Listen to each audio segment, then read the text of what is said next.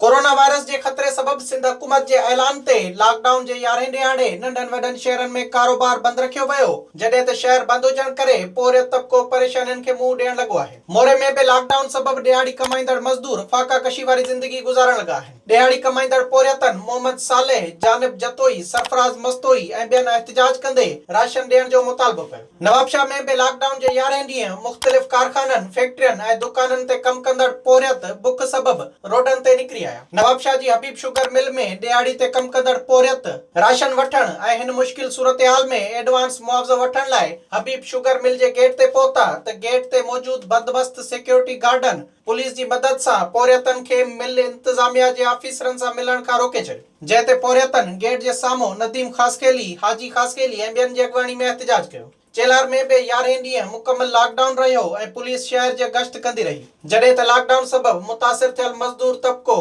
परेशानी वारी जिंदगी गुजारण ते मजबूर आहे। होॾा चेलार जे नौजवाननि राजा धड़वाई, किशोर शारदा, बेबो महेश्वरी ऐं ॿियनि पारां ग़रीबनि जे घरनि ताईं पंहिंजी मदद पाण तहत राशन पहुचायो वियो। टंडे आदम में भी 11 ॾींहं शहर में कारोबार बंद रखियो वियो, जॾहिं त पुलिस ऐं रेंजर्स शहर जो गश्त कंदी रही। शहर में खाधे पीते जा दुकान ऐं मेडिकल स्टोर खुलियल रहिया, जॾहिं त मुकम्मल लॉकडाउन सबब पोरियत फाका कशी वारी जिंदगी गुज़ारे रहिया आहिनि। होॾा शहर जे समाजी इदारनि ऐं सरहदी वारनि पारां हक़दारनि खे इमदादी सामान ॾियण जो सिलसिलो जारी आहे। कोट गुलाम मोहम्मद शहर में भी 11 ॾींहं लॉकडाउन बरक़रार रहियो। शहर जा मुख्य कारोबारी मरकज़ जूता बाज़ार, लियाकत चौक, लाहौती चौक, किलात मार्केट समेत ॿिया कारोबारी मरकज़ मुकम्मल तौर बंद रहिया, जॾहिं त शहर में लॉकडाउन ते अमल कराइण लाइ पुलिस जो गश्त जारी रहियो। ॿिए पासे सिविल अस्पताल में कोरोना वायरस जे शक में 2 माण्हुनि खे आइसोलेशन वार्ड में दाख़िल कयो वियो आहे। होॾा लॉकडाउन सबब दिहाड़ी ते कम कंदड़ केतिराई माण्हू बेरोज़गार थी विया आहिनि, जन पारां राशन ॾियण जो मुतालबो कयो वियो आहे। चंबड़ में भी 11 ॾींहं लॉकडाउन सबब बेरोज़गार थियल मंगणहार बिरादरीअ जे समें पोरियत मर्दनि तोड़े औरतनि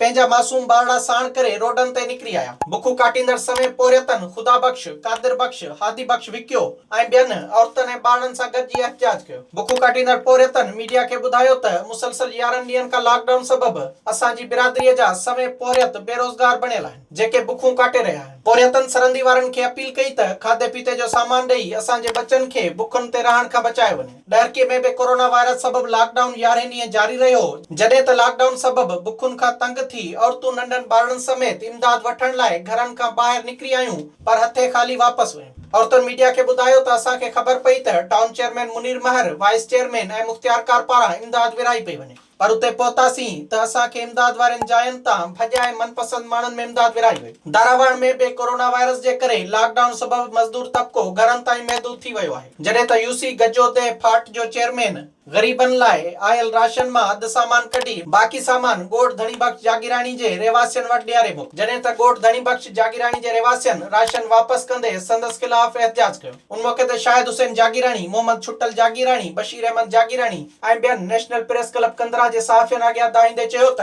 हुकूमत जे हुकुम ते लॉकडाउन करे असीं घरनि ताईं महदूद थी विया आहियूं, जॾहिं त बेरोज़गारी सबब असांजा मासूम बचड़ा बुखूं काटण ते मजबूर आहिनि। पर अफ़सोस जो हितां जो यूसी चेयरमैन असांजी मदद करण बदिरां आयल राशन मां भी अधु सामान कढी बाक़ी नाले मातर खाधे जो सामान ॾियारे मोकिलियो। विज़िट कयो अवामी आवाज़ मीडिया ग्रुप जी वेबसाइट awamiawaz.pk।